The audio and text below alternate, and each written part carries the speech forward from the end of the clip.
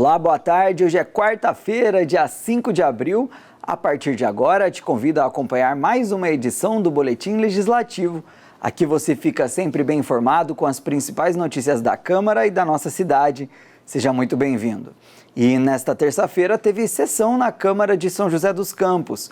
Confira agora o que foi debatido pelos vereadores na casa. Durante a 17ª sessão do ano, os vereadores apreciaram diversos documentos. Foram atas, requerimentos, indicações e moções. A maior parte dos pedidos solicitava serviços de manutenção em diversos pontos da cidade, como podas de árvore, tapa-buraco, implantação de faixa de pedestres e de reforço de ronda policial em escola, entre outros. No Pinga Fogo, os parlamentares apresentaram demandas de manutenção pública em diversas regiões da cidade. O vereador Marcelo Garcia registrou a entrega de títulos de cidadãos joseenses no dia 3 na Câmara aos deputados e pastores Carlos César e Jefferson Campos, que possuem ações sociais do município. Em seguida, o vereador Roberto Chagas mostrou a manutenção na estrada Santo Ivo, onde estão sendo instaladas valetas e posterior aplicação de massa asfáltica. Outro assunto trazido pelo vereador foi a dificuldade dos ônibus da linha 108, que atendem os bairros Canindu e Avaí, em subir as ruas do bairro, deixando os passageiros distantes do ponto. Outro vereador a usar a tribuna foi o Lino Bispo, que apresentou um vídeo sobre o retorno ao Brasil do presidente de honra do PL, Jair Bolsonaro, e falou sobre realizações do ex-presidente. Já o vereador Dr. José Cláudio apresentou fotos sobre visitas às unidades de pronto atendimento, as UPAs, para levantamento de possíveis melhorias no atendimento ao público. Também na tribuna, o vereador Renato Santiago falou das indicações apresentadas em favor de melhorias em diversos bairros da cidade e ainda registrou a solenidade realizada no dia 1º de abril para a pastora Leila Paz, em cerimônia na igreja da cidade. O vereador Walter Hayashi citou a outorga onerosa na região da Vila Diana, sobre o possível desconto a ser aplicado. Segurança pública e combate à criminalidade foram temas tratados pelo vereador Rafael Pascucci da tribuna do plenário, que apresentou a aquisição feita pelo município de óculos inteligentes, que fazem reconhecimento facial e deverão ser usados pelo policiamento. Transporte público foi o assunto apontado pela vereadora Amélia Naomi, que citou a conservação do terminal rodoviário central e questionou os serviços de transporte público na cidade, com 2 requerimentos que solicitavam informações sobre horários de linhas e lotação dos coletivos. A vereadora Dulce Rita apresentou vídeos de moradores do bairro Eugênio de Melo que reivindicam a necessidade de reparo nas estradas com buracos e serviços de limpa-fossa e de vielas. Outro assunto em destaque foi o transporte escolar e a manutenção em toda a região leste. A segurança nas escolas também foi assunto debatido em plenário, com solicitação de reunião entre Secretaria de Educação e os pais dos alunos. A sessão na íntegra você confere no nosso canal do YouTube. E já está no ar no portal da Câmara Municipal o Hot Site para os munícipes participarem das discussões sobre as alterações nas leis do Plano Diretor e de Zoneamento. As sugestões podem ser enviadas até o próximo dia 19. Zoneamento e Plano Diretor. A chamada em destaque, ao lado direito do portal da Câmara de São José dos Campos, convida o munícipe a acessar a página temática sobre os projetos em discussão das alterações da Lei de Zoneamento e Plano Diretor. A população também pode acompanhar notícias relacionadas à tramitação dos projetos. No campo, deixe a sua sugestão. A população também pode registrar as contribuições. Todas as sugestões serão encaminhadas aos vereadores para análise. Após a aprovação do projeto, será enviada a devolutiva ao e-mail de cada cidadão. O hot site sobre a Lei de Zoneamento e Plano Diretor ficará disponível no portal do Legislativo até o dia 19 de abril. Aqui, os munícipes também são lembrados que na audiência os participantes poderão se inscrever nos 30 minutos a partir do início do evento e se manifestar cada um no tempo de 3 minutos. A página foi um pedido da Comissão de Planejamento Urbano, composta pelo presidente Lino Bispo, o relator Marcão da Academia e Fernando Petiti. Lembrando que a lei de zoneamento está estabelecida nas diretrizes do Plano Diretor, que orienta as bases para a política de desenvolvimento e planejamento urbano. Os zoneamentos são regras que definem o que pode ser construído em cada espaço do município e qual tipo de atividade econômica é permitida em cada área da cidade. De acordo com os parlamentares, é papel da Câmara garantir que São José se desenvolva com qualidade de vida e bem-estar da população. E também nesta terça-feira, os vereadores da Frente Parlamentar de Apoio à Pessoa com Autismo se reuniram aqui na Câmara. No encontro, foram definidas ações de planejamento para fiscalizar e cobrar o poder público sobre os serviços e atendimentos a essa população. Conduzida pelo vereador Marcão da Academia, a reunião da Frente Parlamentar em Apoio à Pessoa com Autismo nesta terça-feira contou com a participação dos vereadores Amélia Naomi, Dr. José Cláudio, Dulce Rita, Milton Vieira Filho e Renato Santiago. No encontro, foi discutido um planejamento da Frente Parlamentar para esse ano, com foco em políticas públicas. Os vereadores já definiram o dia 19 deste mês para ouvir as mães de crianças autistas no plenário. Com esse início das conversas, esse início das reuniões, junto com todos os vereadores da frente, a gente conseguiu identificar qual o caminho que nós vamos trilhar. E vamos agora, primeiro, principalmente, escutar os pais, os familiares, os amigos, aqueles que estão dia a dia com uma pessoa com autismo, que pode entender, que vai nos passar quais são as maiores dificuldades que estão tendo, quais os caminhos de políticas públicas que a gente pode trabalhar, fortalecer aqui na Câmara e buscar em parceria a nível federal, estadual e fortalecer o municipal também. Depois de ouvir as mães, os vereadores da frente se dividem para acompanhar os serviços prestados a autistas pelo poder público. O segundo passo é nós entendermos como está sendo feito o trabalho através do poder público, através da prefeitura, uma prestação de contas do serviço que tem sido realizado através da Rede de Inclusão do Autismo, que foi um programa criado através dessa frente parlamentar. Quais ações estão sendo tomadas, que já foram tomadas, como elas estão caminhando, né? E o terceiro passo, a partir de nós identificarmos todos os problemas, identificarmos novas políticas públicas, entendermos como a prefeitura, o poder público está executando, né, o trabalho, aí a gente vai começar a direcionar por onde nós vamos caminhar, se é a saúde, se é a educação, se é o social. Então, acho que essa frente parlamentar tem muito trabalho à frente e vai caminhar todos juntos em prol da pessoa com TEA. Os vereadores da Frente Parlamentar em Apoio à Pessoa com Autismo também discutiram problemas nas áreas da educação, esportes e atendimento à saúde. Os vereadores também lembraram dos projetos aprovados neste mês na Casa para ajudar na inclusão e qualidade de vida dos autistas. O vereador Marcão da Academia ainda reforçou sobre a importância da comissão neste ano. Que eu destaco o laudo permanente. O laudo, que antigamente ele não era permanente, né? Então, quantas dificuldades tinham as pessoas, familiares, porque não tinham laudo permanente. Imagina. E aí nós conseguimos aprovar o projeto e agora está no seu processo de caminhar e a gente estruturar junto com a Secretaria de Saúde como vai ser feito os laudos, a gente tentar fazer com que esses laudos sejam rápidos, né? Já dado às pessoas, que a gente possa dar condição para elas a usufruir do serviço que é de direito dela. E agora chegou a hora de conferir as vagas disponíveis no PAT de São José dos Campos. Se você está em busca de emprego, aproveite para se candidatar para uma das oportunidades.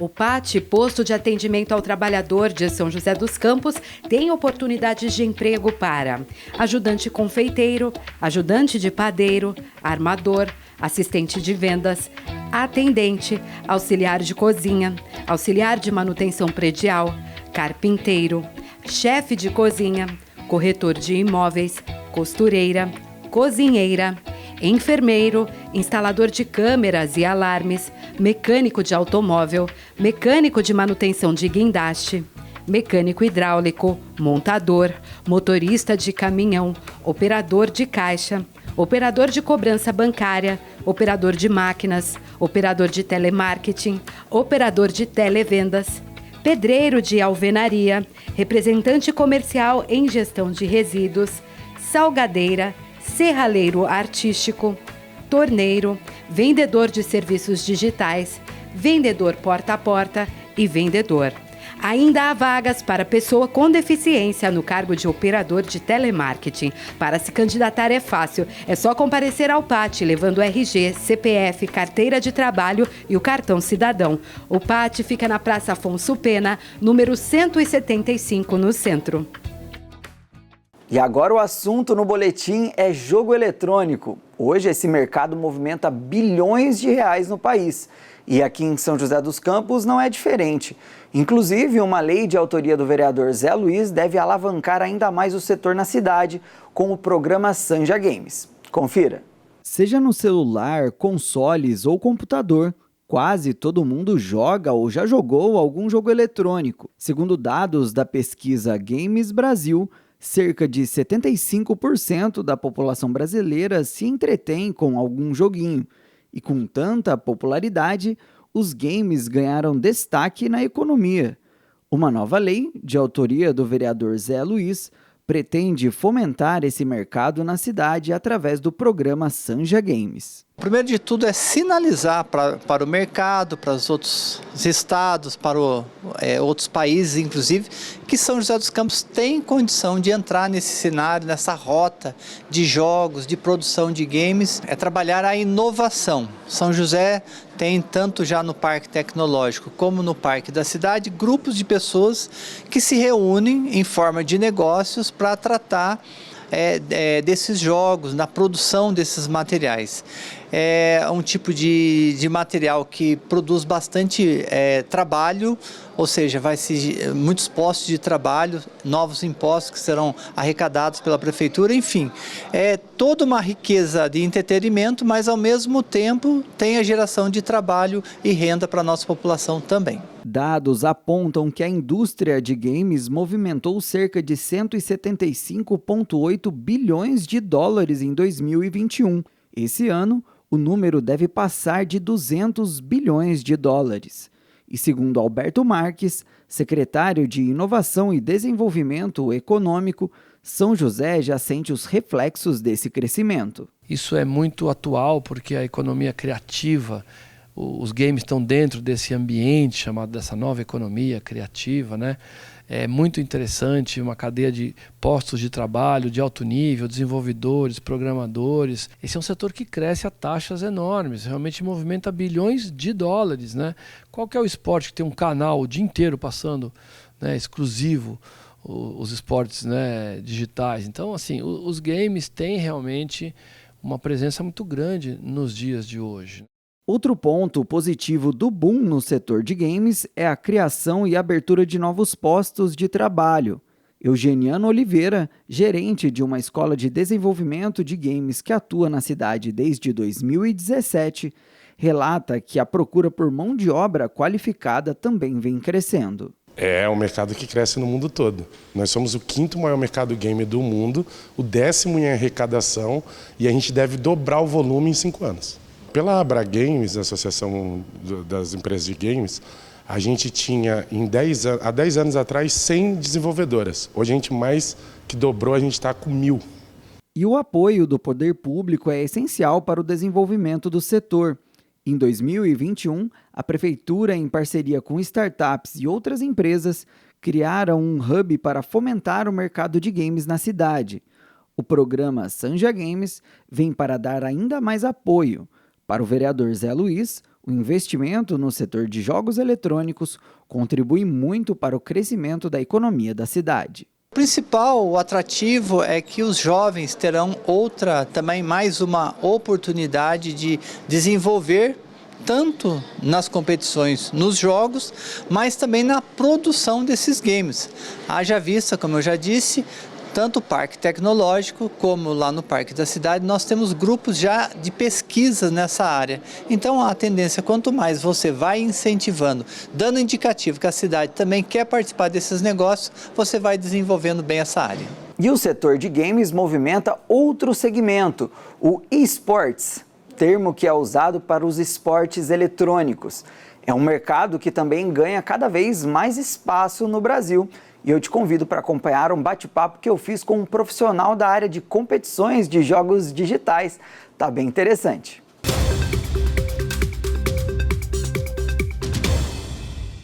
Boa tarde para todo mundo que está nos assistindo. No Boletim Entrevista de hoje, a gente vai falar sobre esporte eletrônico, os e-sports e os profissionais desse ramo, que são os pro players. E por isso eu estou aqui com o Rafael Pérez, ou o Rafis. Seja bem-vindo, Rafael. Boa tarde, boa tarde. E o Rafael é uma lenda do esporte eletrônico brasileiro, participou do primeiro campeonato brasileiro de League of Legends. E, Rafael, acho que para a gente começar a explicar para o pessoal, né? O que são os esportes eletrônicos, né? Hoje a gente tem um cenário grande aqui, né? O que são, né, esses esportes envolvendo os jogos? Bem, na minha visão, né, o esporte, eles chamam de esporte eletrônico porque o jogo se tornou, de alguma maneira, um jogo competitivo. Então, tem muitos campeonatos, tem muitas coisas relacionadas a isso. Então, eu diria que se tornou uma categoria de esporte, sim, mas... Então, mas aí, assim, hoje a gente vê que as instituições estão cada vez mais bem estruturadas, né? Certo. A gente vê várias pessoas sonhando em ser pro player, igual tinha antigamente, todo mundo querendo ser jogador de futebol. Basicamente. Como que é a vida do atleta que trabalha com isso, né? Como que é? A vida, eu acredito que é bem diferente de um trabalho tradicional, porque, em primeiro lugar, a parte da manhã não existe para o jogador de esporte eletrônico, né? Então, a rotina começa depois do almoço, 1h da tarde ali.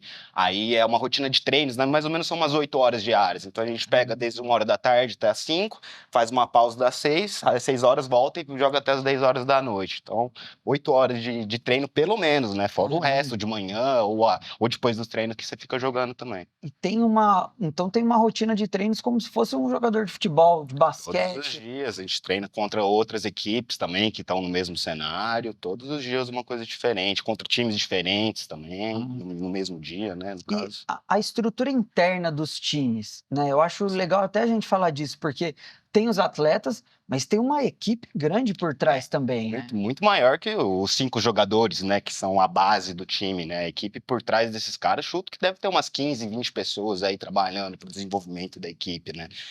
E nutricionistas, médicos, psicólogos, aí tirando essa parte de bem-estar também, tem o nutricionista, né? Mas aí tem o cara do marketing, que ele vai estar junto lá também, tem o cara que vai tomar conta do time, né? Eles chamam de personal manager, né? Ali ele não serve para te ajudar nos treinos nem nada, ele vai cuidar da sua vida, te ajudar na sua rotina e tudo mais. Nossa, assim, um estilo de vida acaba sendo, né? Estilo de Que vida. a gente vê os jogadores de futebol e tudo mais, muitos não podem passear em qualquer lugar, fazer qualquer outra atividade. Reclusão de final de semana ali, não pode sair. No esporte eletrônico é bem parecido no fim das contas, né? Eu brinco que sua vida se torna aquilo, né? Porque tudo em volta de você vai girar em cima do esporte eletrônico, você vai conversar sobre isso, as pessoas que você vai conhecer vai ser sobre isso.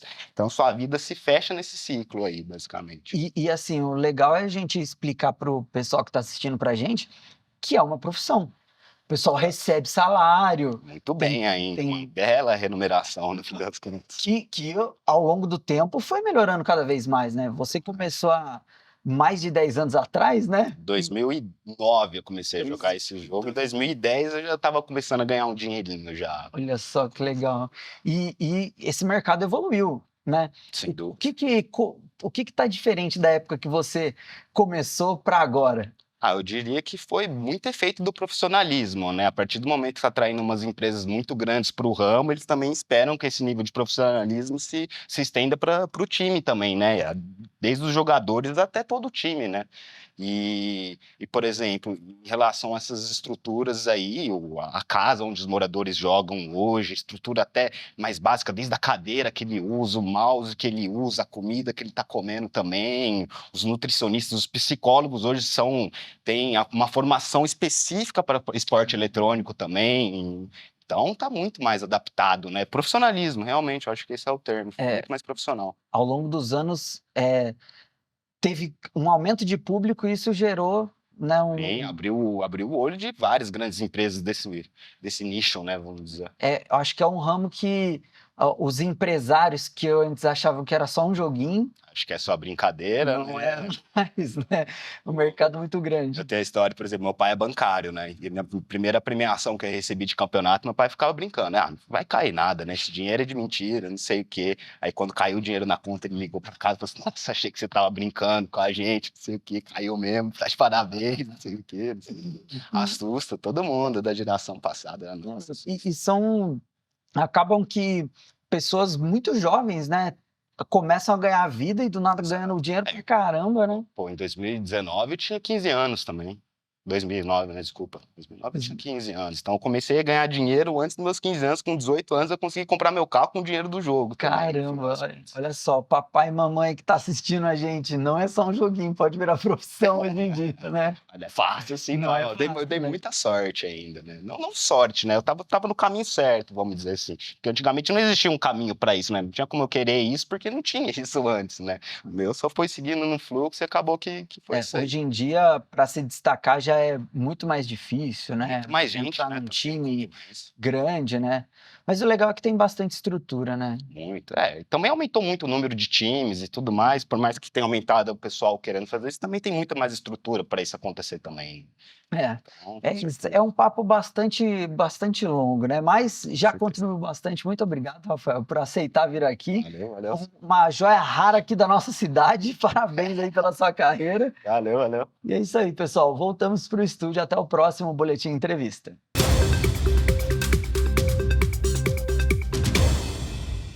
E antes da gente terminar o Boletim Legislativo, confira como fica a previsão do tempo para a tarde desta quarta-feira e também amanhã.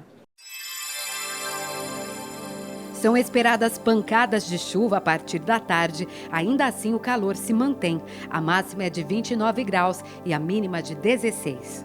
Na quinta-feira, faz sol entre nuvens de manhã. Já durante a tarde, há chances de chuva. A máxima se mantém em 29 graus, com mínima de 16. O Boletim Legislativo de hoje fica por aqui, mas continue conosco na TV Câmara. Logo na sequência, você confere o melhor do noticiário esportivo joseense com os brilhantes Vieira Júnior e Bruno Castilho no Hora do Esporte. Muito obrigado pela sua audiência e até amanhã. Tchau!